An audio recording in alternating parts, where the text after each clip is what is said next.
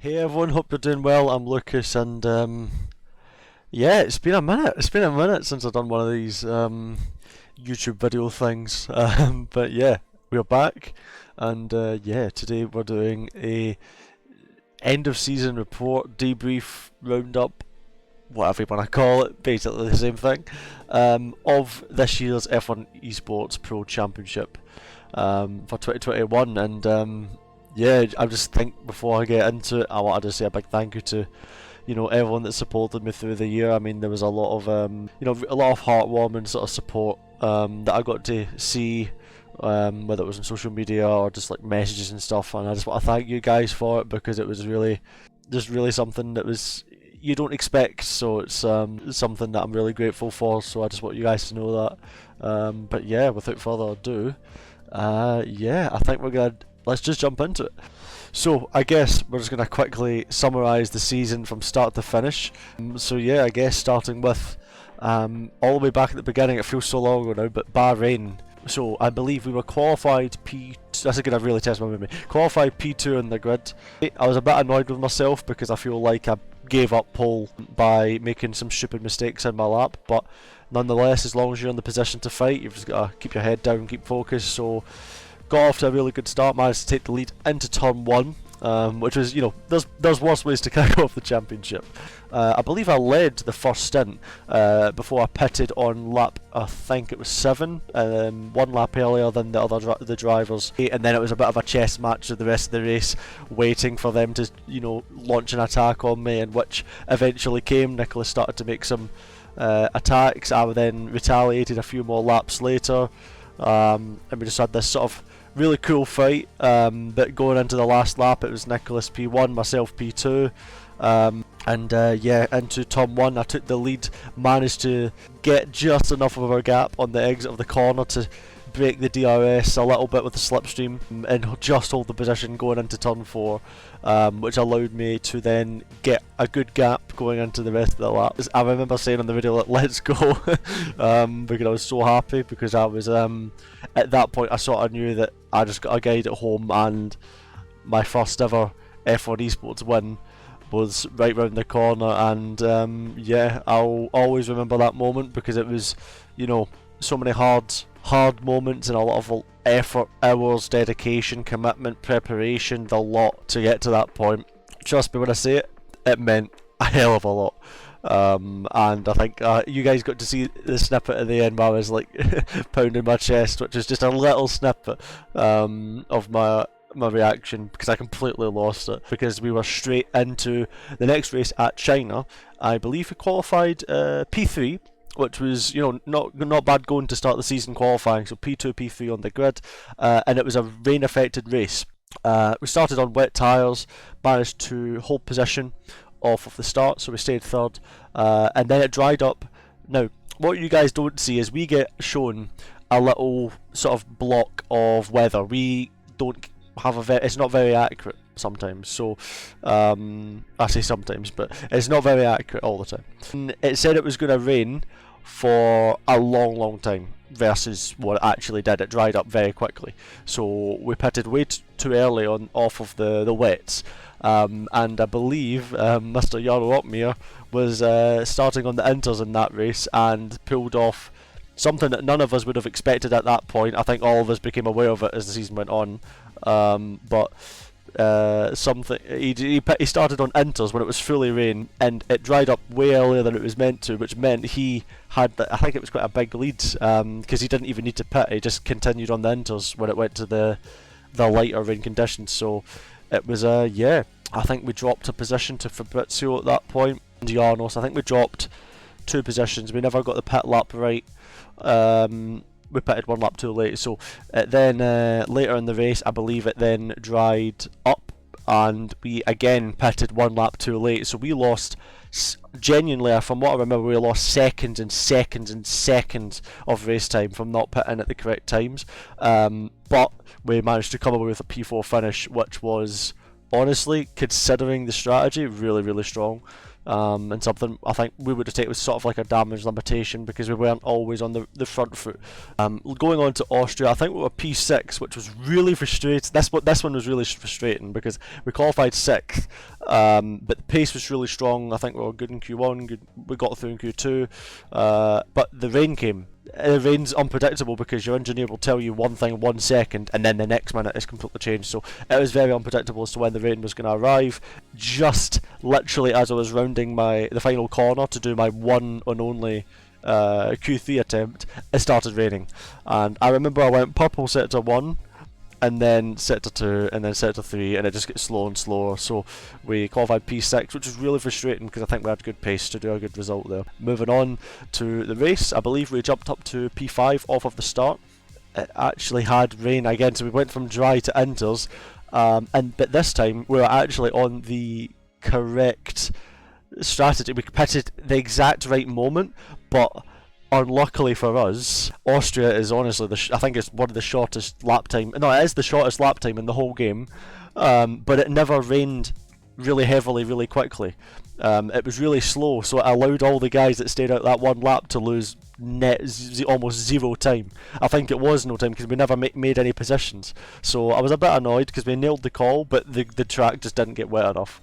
But that's the way it is. Yeah, we just cruised home P4 that race. So event 1 was a first, a fourth, and a fourth, and I think we were second in the championship at that point. So honestly, great start to the season. Which Silverstone for round 4.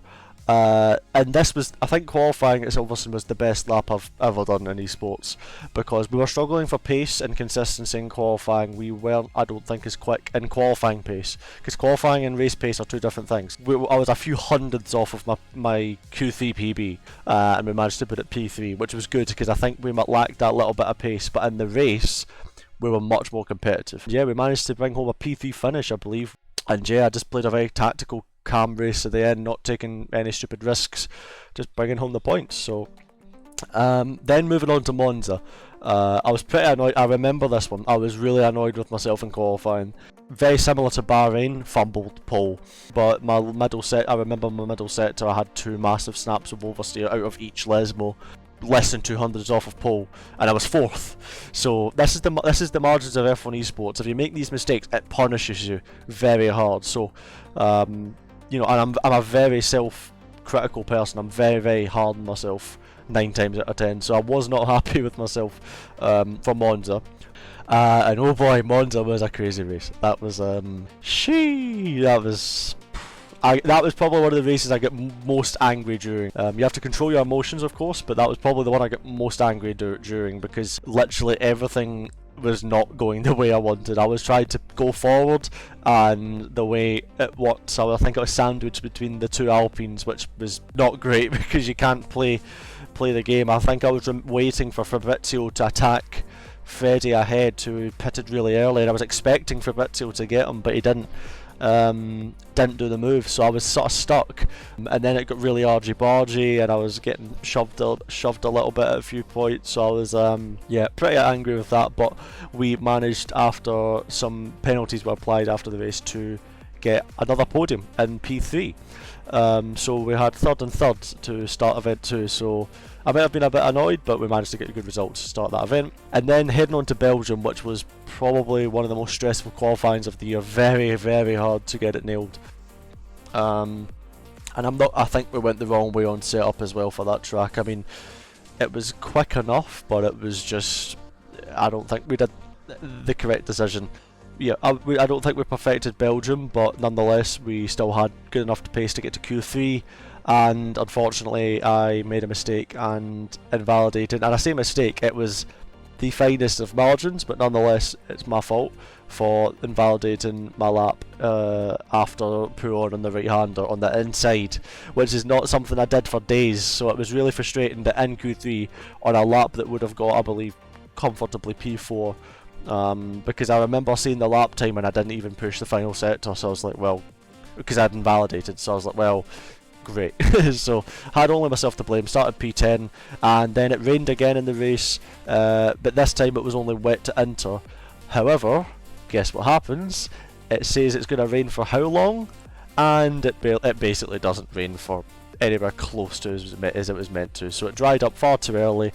A lot of cars started on intermediates, like on the second half of the grids, because I mean you've got less to lose, so it's, you know, why would you why would you go with a safe option? I mean, they've basically they're not going to score points if they follow the trend, so why not? So a lot of cars went into us, and then they all jumped us after the stops. So I was like, well, great, because I made up 4 positions in lap 1 from 10 to 6, and then we dropped all the way back down to 10 again. So I was like, great. So I had to make a few sends in that race, dive bombing at the bus stop, getting past Yorny into turn 1, and then I had to get past Simon, and then I had to, who else was I had to overtake. I think I made like 3 overtakes. I think after that it was Sebi. You guys never saw it. I think it was an off-camera overtake, but it was a pretty sweet move, so I was happy with that one. I think it was maybe Barry had a penalty, maybe. Finished P6 in that race, which, considering I started P10 and went from like 10th to 6th, then 10th to 6th again as such, that was the maximum we could have achieved. And it was really annoying because the pace in the rain was very, very, very fast. Like, I'm confident if we were a bit further ahead we could have done well, but that's just the way racing is, you know. You shoulda, coulda, woulda, as a lovely saying. Portimao, which was new for this season, and a track I really, really enjoyed. I think that maybe showed, because I think I don't think we managed to put it on pole. Not by much, but we managed to put it on pole. We did a lot of the lap when we needed. The pace was good in quali. We led from lights to flag, and we won our second race. That's literally it. That's all I can say for Portimao. I love that track. We pretty much nailed the car for that track. I was really happy. It was the best drive I did all year, I'd say, because I mean I was pushing. Every lap was so good. Every pushing all the way, and yeah, it was just really awesome to to do that. Moving on to Zandvoort, which was another track I was actually feeling very confident at. Really good. I was really comfortable in qualifying, just straight into Q3. So yeah, Zandvoort, we started P3 and we finished P3. But yeah, it's annoying because we did the alternate strategy, went from medium and then pitted laps 8 on to the soft, made 2 overtakes in the following laps on, I believe it was Sipos and Barry. But then we couldn't go any further because I was stuck in the train. It was just like a game of cat and mouse, so it was a bit annoying. So I believe Danny Moreno won that race. So and he started P5. So when naturally someone wins from P5 and you start P3, you then need to sort of analyse why that was, because that's not something you want to happen, obviously. But nevertheless, not a bad way to start the event 3. Heading on to USA, and oh boy, that was a struggle. I think in qualifying, USA was the worst one of the year. We managed to get to Q3, but the car was very hard to drive. The lap in Q3 was awful. Everything I tried just didn't work. I tried to put it on the limit, and it just never worked. So qualified P8, I believe, which was not ideal. But yeah, started on the mediums in the race, and yeah, held. I don't know, I can't remember. I think we dropped down, but I think it was only mainly 2 soft runners. I think we lost 1 place to a medium runner. So yeah, we just managed the first stint, and then we pitted super early and the race pace this race was not great either. Like, I had to push so hard that race. Like, I was panting every time I came out the last corner, because like, right, again and again, pushing. Like, you have to put your whole mind and body to it. So pitted lap 6 was soft, and oh boy, those tires were knackered by the end. I mean, the car was so hard to drive, but I managed to stick in the Leeds DRS train behind Frederick Rasmussen, and we finished P6, which was literally felt like a podium. It felt like a win almost. Like, it was like, to get that result, considering the way that race went, it was like, oh, that was like a well-earned P6. I was really happy with that one. Imola, which I believe, well, at this point in the season, I was, I believe there was 8 points between the top 3 in the championship. Jarno was leading with a 5-point gap to me in P2, and then it was 3 points behind me was Frederick Rasmussen. So it was really tight going into this last event. So the focus was just making every opportunity count. Qualified P5 in Imola. I'm a bit annoyed because Imola, the pace was, I think, quite good, but the lap just was not great. At least crucially, qualifying P5. I think Jarno was P6, but Freddie I think went out in Q2. So as far as the championship was concerned, I was still in a positive position to, score points over my rivals. So heading into the race, I believe I qualified P5, but I started P4 because I think one of the cars had a good penalty. We started P4, managed to get up to P3, stayed there for the first stint, then pitted onto the soft tyres, I believe, because we went medium to soft alternate strategy. And then, yeah, we got involved in the train for the leads, and yeah, this is where the championship pretty much officially disappeared for me, because the car in front, yeah, decided to brake very heavily and slow down significantly for a corner that does not require almost any braking. So yeah, got my front wing damaged into turn 4 at Imola, which was infuriating, because, and trust me when I say this, right, because I seen a few things after this championship ended. I seen like people saying, oh, maybe Lucas had like, you know, the pressure got to him. With all due disrespect, that's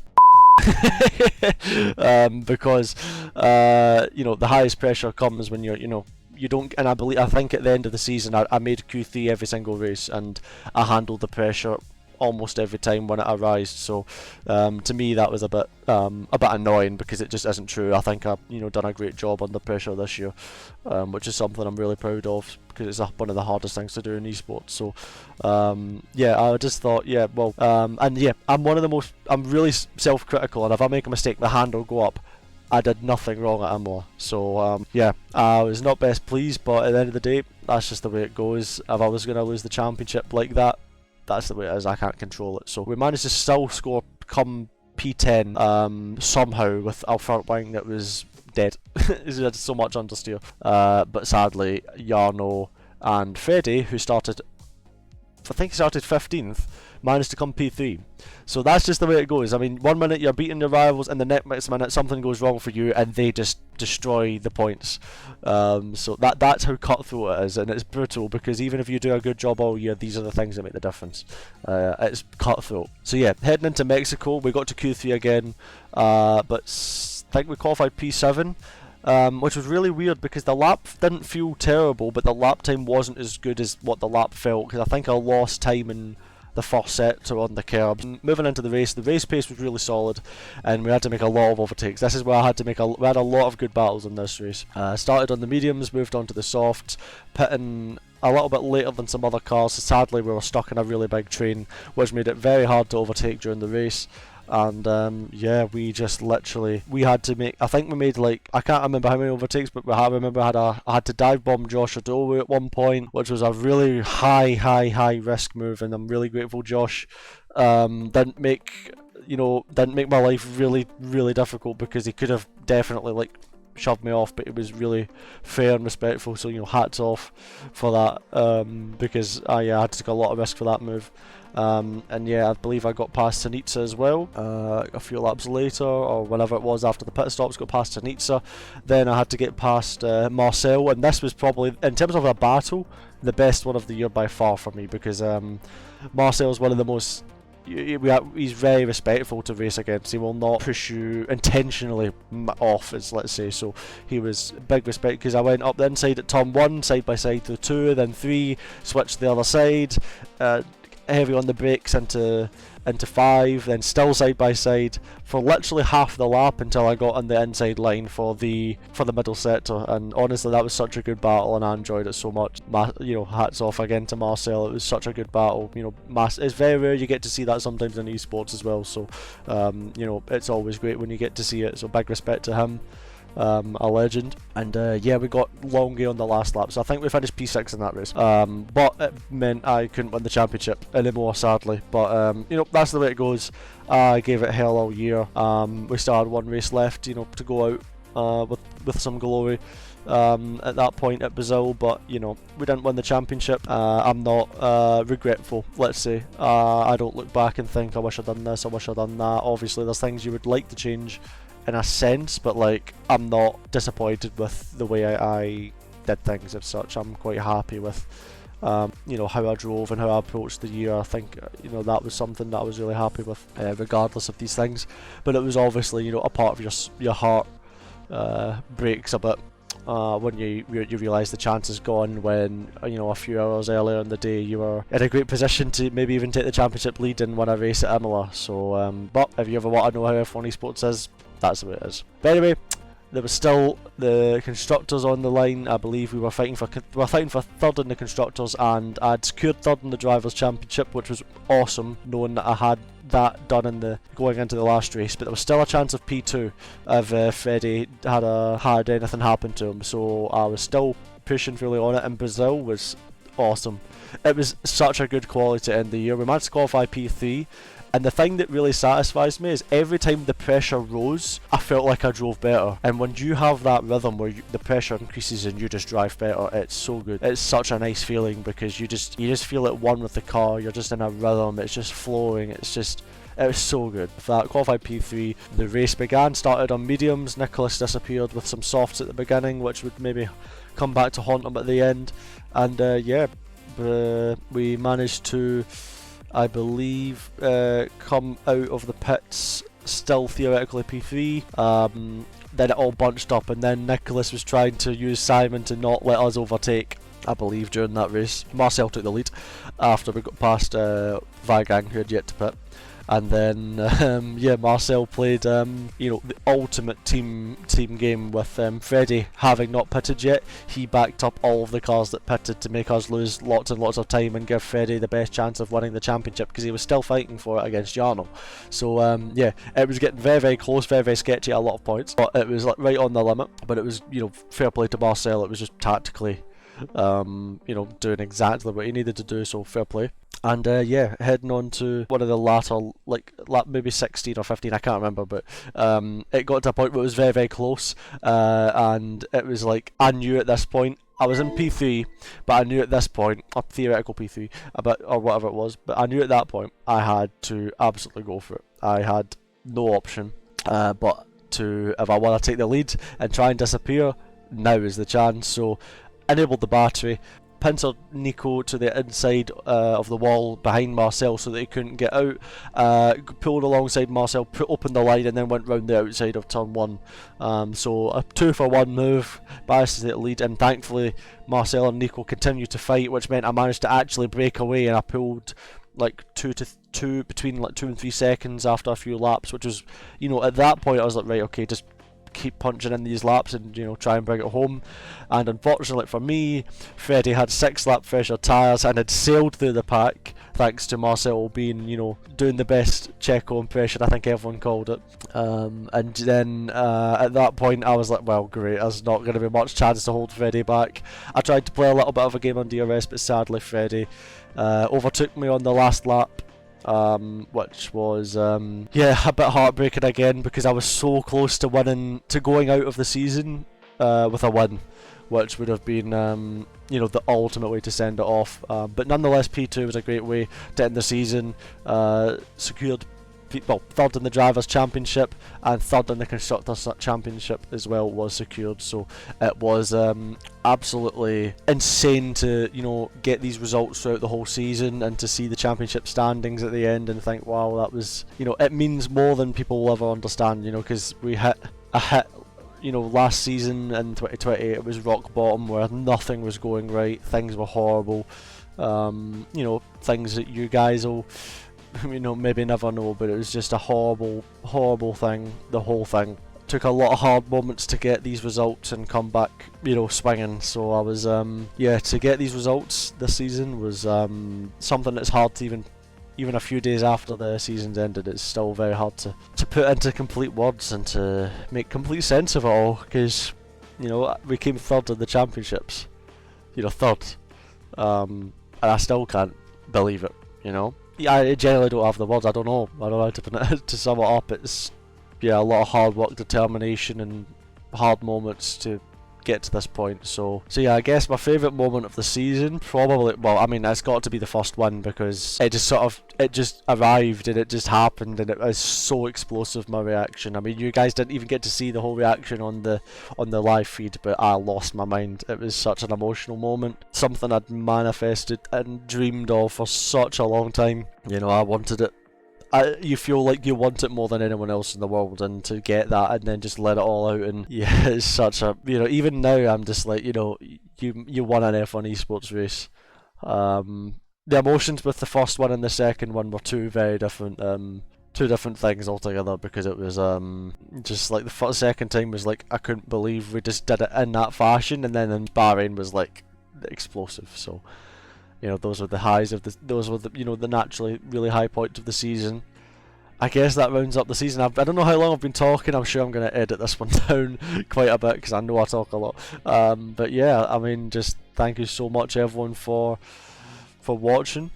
I hope you've enjoyed. I know it's a bit of a different style video. So grateful to have achieved the results we have this year, and thank you so much again for the support that we had all year. And yeah, I hope you've enjoyed. And yeah, I've not been doing this YouTube business for a while, so my I don't know how to do outros anymore because I keep talking. But anyway, thank you so much. If you enjoyed the video, you know, show some love, subscribe, like the video, all that YouTube stuff that you're meant to say at the end of a video. But anyway, take care everyone. Hope you're having a good day, good evening, wherever you are in the world. Stay safe, take care, and yeah, hope to see you in a future video. Take care everyone. Ciao.